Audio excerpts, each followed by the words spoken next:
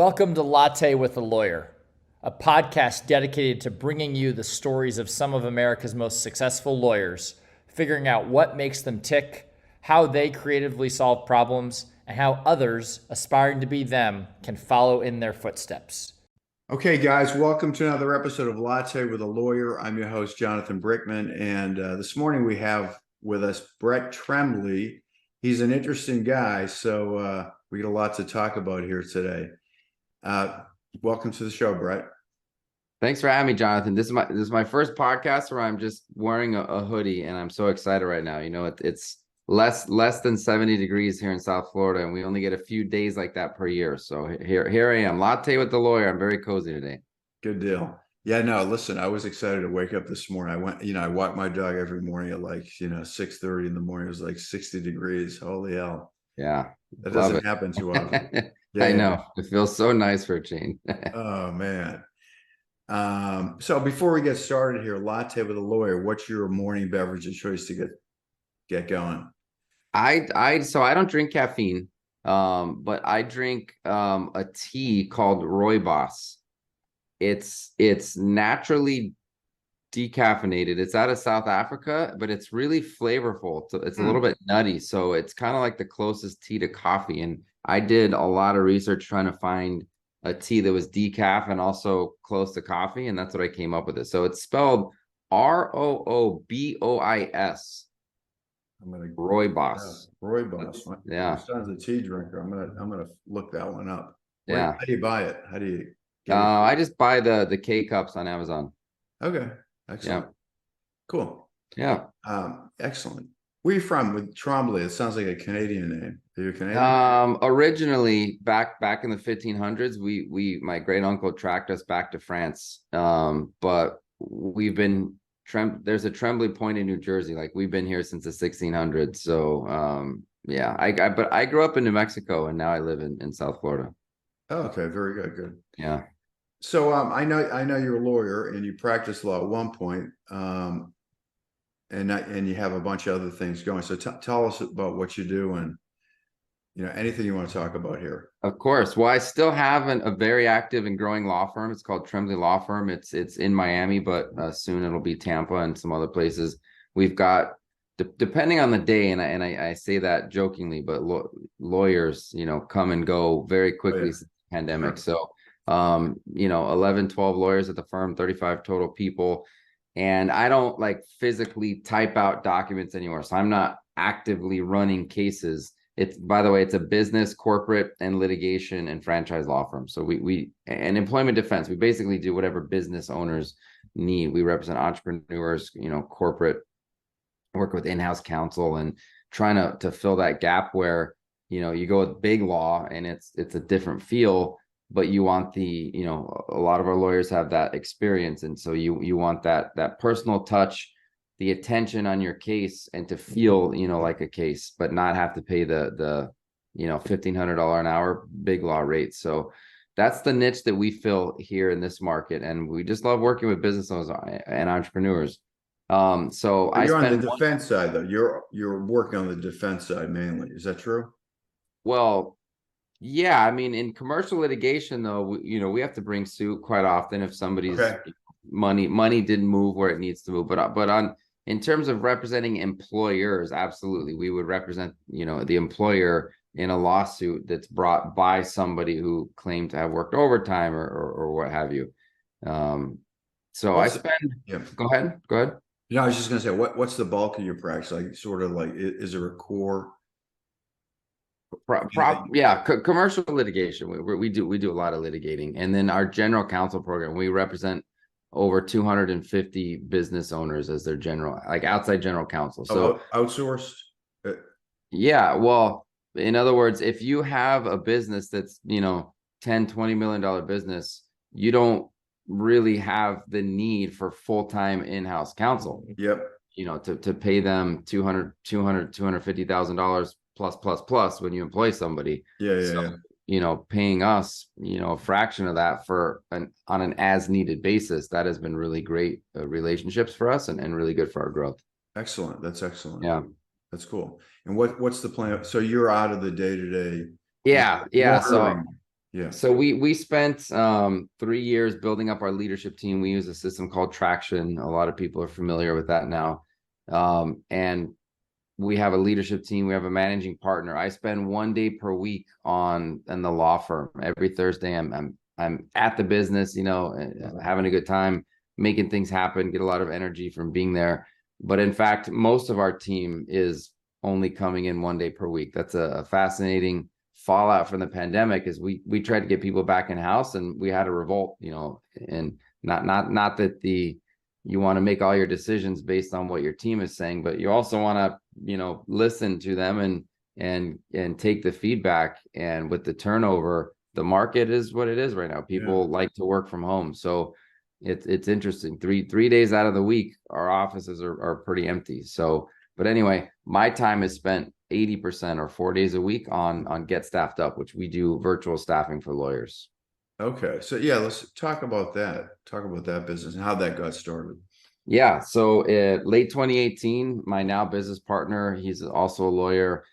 We were in masterminds together. We get monthly breakfast, just read the same books. We were doing the Miracle Morning together, a lot of alignment.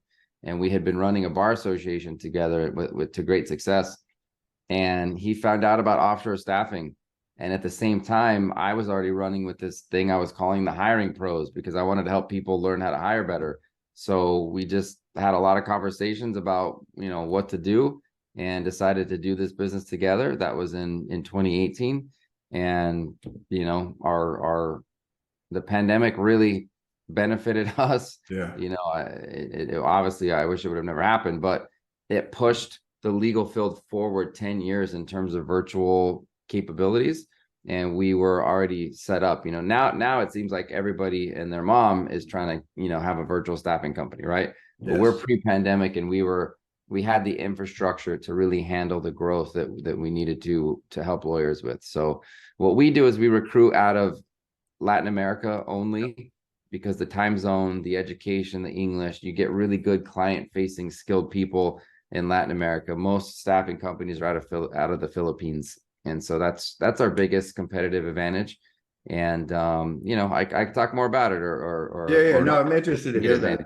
I met somebody at one of these conferences that was doing the same thing, and they were also drawing labor from Latin America. So what's the role that you're staffing? What's the function? Sure. So we staff 7 primary roles. What we try to do is because we do full-time only. We're finding people that want full-time, structured, reliable employment, which in Latin America, believe it or not, there's still a huge percentage of the workforce that can't find that doesn't have that.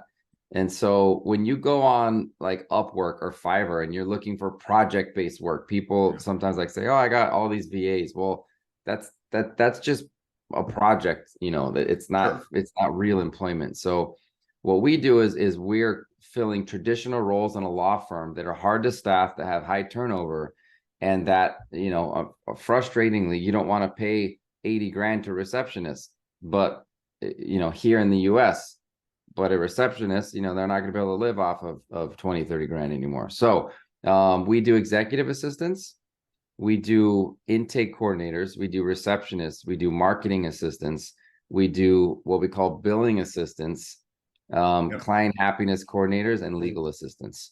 And the legal assistants, obviously, that's going to be different for every law firm, but some of our clients have promoted their legal assistants up to paralegal. So, they're paying around $20,000 to $24,000 a year for somebody, and they're billing them out, 80 to 100,000. So it's a pretty good profit center for those people. Interesting. Yeah. So what's the adoption like here in the US for that type of person? What's the what? The adoption. That what does a law firm look like that would use that kind of virtual labor? Well, yeah, okay. So now there are a lot of law firms that are purely virtual since the pandemic, but most of our clients are not. They're hybrid. So what you tend to see, and we work with a lot of smaller law firms, obviously, the AmLaw 200 law firms are not necessarily looking at offshore. Now, they really are, because all of the big CPA firms, they don't tell you this, but they've got thousands of employees, in other places around the world. The legal field is slow to catch up. We think that it's going to be like someone's going to find out it's going to be this terrible thing when it's Well, not. listen, investment banks have been doing this for decades, Yeah. people in India crunching numbers. So, why not law firms? Why not big Yeah. AM Law 100 law firms? Sure. I have no idea. Zoom's interesting. I guess I was doing this and it looked, so it just gave a little thumbs up emoji. I don't know what that was about, but that's funny. So yeah, so a lot of law firms, they just won't fill positions. So you'll have the paralegals that are acting as receptionist, intake, legal assistant, paralegal. They're overworked. You see that commonality up in most law firms, small law firms throughout the country. And what we're saying is get assistance for your lawyers. Stop overwhelming your paralegal because you're just dependent on them. Start filling, give your law firm the oxygen it needs for the fire to grow. Add bandwidth, fill these traditional roles, but now you can do it with really smart, talented, great people who just were born and live in a different part of the world. Because we can take advantage of that technology, and you start to see, like the thank you messages that I get, unsolicited, that I just love so much. It's like this is the greatest thing ever. Thank you so much. You can start to breathe again, because as a business owner, when your margins are so thin, you're just working to pay other people, and that's a miserable existence. And so of course you're not going to want to hire. You're not going to want to invest in your own company, because you're thinking, well, now I got to make $8,000 more every month just to pay someone else. Like, how does it benefit my life? Right. And so you can take advantage of that economic arbitrage and pay so much less to somebody who's every bit as good, then it's a no-brainer. Got it. So it's funny, on one hand, it's like you're lamenting the fact that people don't come into the office, but on the other hand, you're also exploiting that, right? Taking advantage of that market. Yeah, right. Exactly. I mean, because I think that, like when you want your US based employees to come in, there is an element of, I said that a lot of our clients are hybrid. So that there is that element of the energy that you get from being back around people. Oh yeah. Well, when you layer that in with Zoom meetings and adding people to your weekly meetings, your morning meetings, and you can give people the, again, not just you and your executive assistant, but other people in your firm, additional help. Like our billing team has 5 people that are all offshore, and I should say nearshore, I guess is probably a more accurate term, but like they're every bit as big of a part of our company as the domestic team, and our domestic staff loves them, and we integrate them as much as possible. It's only not, you're not able to do that if you have like a Thanksgiving or some sort of in-person event, but otherwise. Right. What are the challenges? What are the drawbacks of doing that? Yeah, I think that you have to get used to delegating via structure and not yelling. Like it was if your assistant's in the next office, you can always just like, hey, Joe, Samantha, come here. I need this done, this done, this done, and then you move on. So you either have to take the time to figure out how to type that and make sure it's captured, or have them accessible on Zoom. I mean, some of our clients just have their people on Zoom all day long, and then they just hey, and then they just chat with them, But the drawbacks are learning how to delegate differently, because if you either don't like who you work with, you will tend to not want to deal with them. So you'll just say, I'll do it myself. Or if it's too mentally daunting to go through the process of delegating, then that's also when people just say, you know what, I'll do it myself. So those are really the challenges, is learning how to be efficient so that it's not a, because humans can drain our energy, and we want to be around people that give us energy. And so just hiring the right people and learning how to train them, and then learning how to continue to monitor and delegate. Those are all I wouldn't call them drawbacks. I just challenges. It's just different. Do you provide that layer of consulting to help people? Because again, that's a new skill set, right? So learn how to manage offshore, nearshore, virtual workers. I mean, that's not easy to do. It's one thing to get a body, but it's another thing to actually make it work. It's not really as difficult, I think, as well. It's really not that difficult. You just got to be a little bit organized. So we're not a training company though. So we're not gonna hold your hand and walk you through things. And then if things fall apart, somebody says, well, you guys, didn't provide the training. You can't abdicate your responsibility as a leader to someone else. Yeah. Most of the people we work with are legal coaches who they're trying to convince their clients to hire, and then they're saying work with Get Staffed Up. So it's really the coach and our clients, the lawyers, who are developing the job descriptions, Okay. and then coming up with the scorecards and learning. Like, you're right, that's not an innate skill for most people, and learning how to be a good leader, good manager, good boss, those things, you have to learn those things, especially the smaller you are. But we're not only working with firms who have 0 employees and then they're making their first hire through us. That does happen, but for the most part, this is people already trying to grow a law firm, and then they're like, oh my gosh, this is a better way to do it. Yeah. So is it fair to say it's mainly support staff? It's admin staff, right? Admin staff. Okay. As so far, we don't have actual certified paralegals, because it's not in me to mislead people and claim that we have. And there's companies out there that do this. They claim they have trained paralegals, but they're not.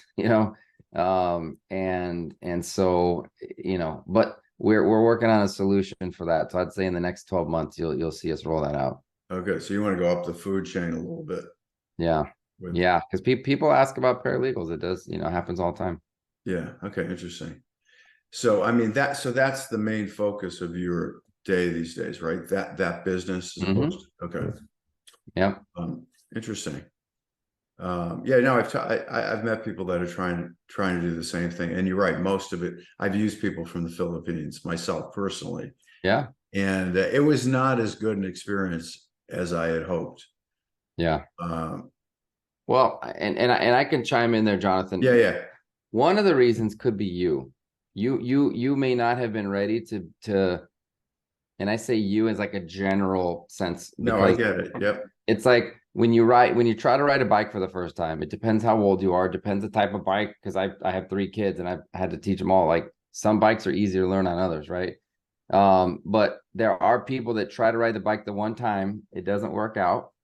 Then they say bikes are stupid, and they basically write off bikes or virtual employees, when every day somebody rides by them on a bike and they see it happening, right? So it could be the quality of the person you are dealing with. One of the challenges when you're trying to source out of the Philippines is there's tens of thousands of companies fighting for that labor. And so unless you're headhunting, you're scraping the bottom of the barrel, like the bottom 20% of the workforce, because they don't have high unemployment. Everybody sources out of the Philippines. And when you headhunt, you're going to go find somebody that already has a good job and then pay them more, just like happens here or anywhere. Mm-hmm. When you're just looking through job boards and online stuff, you're getting people that are just throwing out resumes. And so, I would argue that where you hire from is just as important. And because we started in the Philippines and Latin America, and then we shifted all of our focus over to Latin America, because we just found our most dynamic people. Hearing back from our clients, we're all Latin America. Got it. Are you focused geographically with your clients? With the Latin, I'm guessing South Florida, maybe the Spanish speaking is more of a fit there.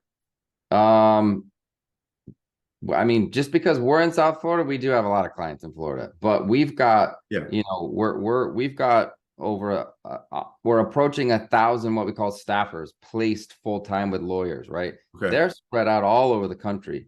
And in order to work for us, we have a really in-depth 3-week hiring process where you've got to pass tests and quizzes, and there's other things that can trip you up. So we've built the type of machine, Jonathan, just so you know, where we're taking in, depending on the week, 5,000 to 8,000 applications, and we're whittling those down to about 100, and then we put those 100 or so through what we call Test Flight Academy. And the graduates of that Test Flight Academy, then we start to match those with our clients. So we are truly, finding the best of the best. part of that process is your English skills. You have to have one of the 2 highest rated English proficiencies in order to work with us. So Okay. a lot of times you have to listen and say, kind of an accent there, right? It's not as apparent as when you're on a different part of the world, and it's really, really, glaring from the first interaction. Interesting. Okay. Yeah. Let me pivot a little bit. So how'd you even get started? Like, why'd you become a lawyer? How'd you make that decision? Yeah. Take me through that.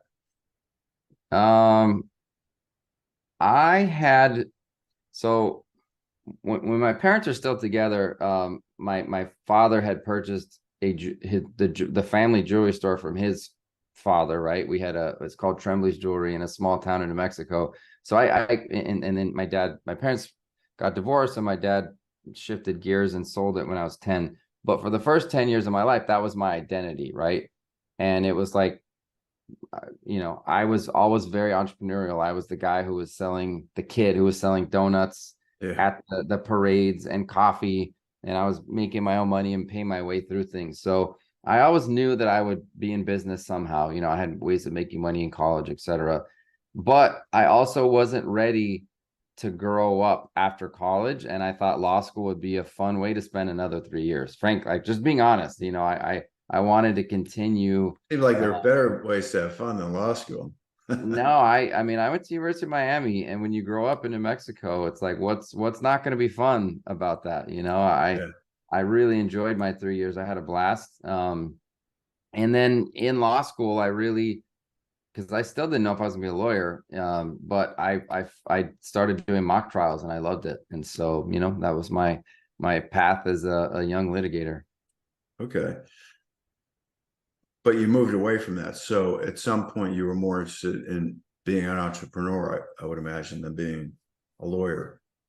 Well, yeah, or a lawpreneur, right? Because I'm still very active in growing our law firm. Yeah. I started my own law firm in 2011. So I think, depending on when this airs, like November 1 is the 12-year anniversary of starting the law firm. Okay. And as I was on my own for the first 2.5 years, which, looking back, there was a lot of struggles, a lot of stress, a lot of confusion. Why can't I grow? What am I doing wrong? I was networking like crazy. I was working like crazy. And until you start delegating and getting out of your own way, a business needs what a business needs. It needs sales, it needs marketing, it needs the accounting, the bookkeeping, it needs to deliver a product. And when you try to do all those things, you're just running yourself ragged, and you get overwhelmed and tired, and you have to start firing yourself from wearing those hats and doing all the things. And my growth didn't start happening until somebody was like, dude, you have to hire someone. And I was terrified, because I'm like, how am I going to pay them? Right. But you're not making money because you're not hiring. That's the weird part. It's a hard lesson to learn, but you will make so much more money when you stop doing things. It's not about doing more, it's about doing less. You need to stop doing all of the $10 an hour tasks that are getting in the way of you and your business growing. So, I learned that lesson the hard way. And then I really poured myself into just recruiting and building the best team possible. And the easiest way to do that was to get rid of the legal work. So as soon as I found a good attorney to come in and take that over, then I could just focus full time on growing the firm. Got it. Are you still planning to continue growing the firm? Yeah, we got pretty good growth plans. Oh, good. Excellent. I see your Inc. 5000 number 67. That's impressive too for your staff. Yeah. Thank you. That was a big accomplishment. And we're, it's a different world, the legal versus non-legal, and how fast you can grow and all the types of things you can do. So it's been a lot of fun.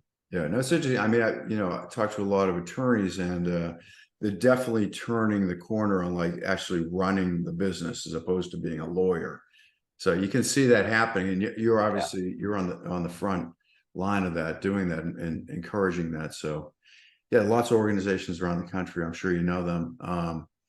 But yeah, I mean, my dad was a doctor. Same thing. Doctors and lawyers notorious for like no clue how to run the business, right?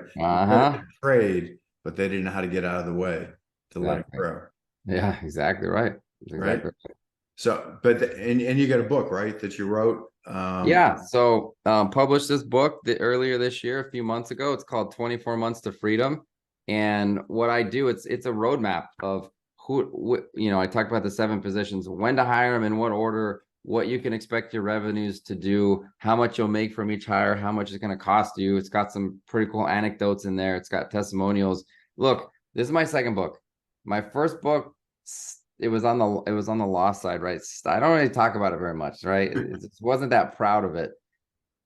And not that putting in a lot of work means that something's good, but I've gotten a lot of really great feedback on this book, and I kind of knew I was onto something in the middle of writing it, and it did turn out very well. It's helping a lot of people.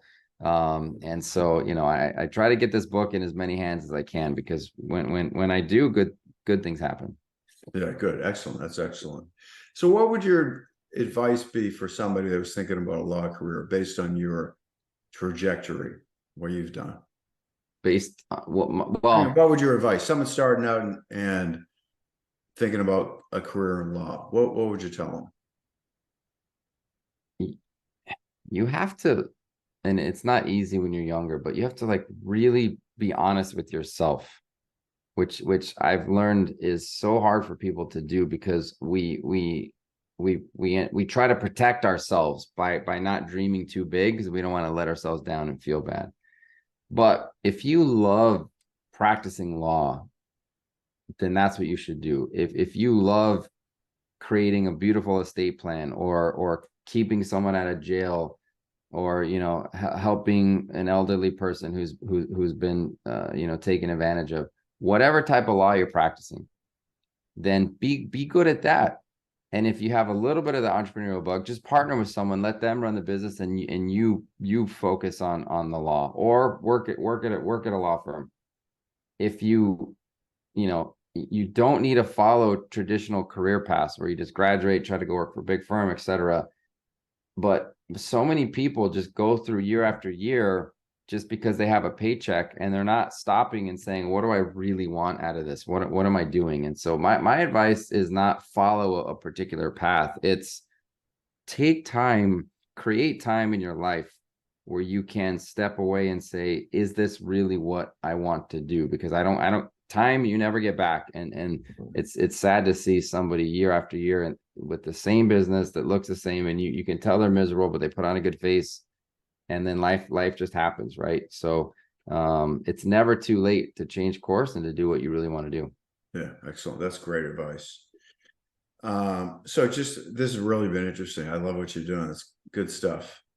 Yeah, well, thank you, Jonathan. I enjoyed being here with you this morning. Yeah, it's good stuff. So final words that you want to leave with the audience.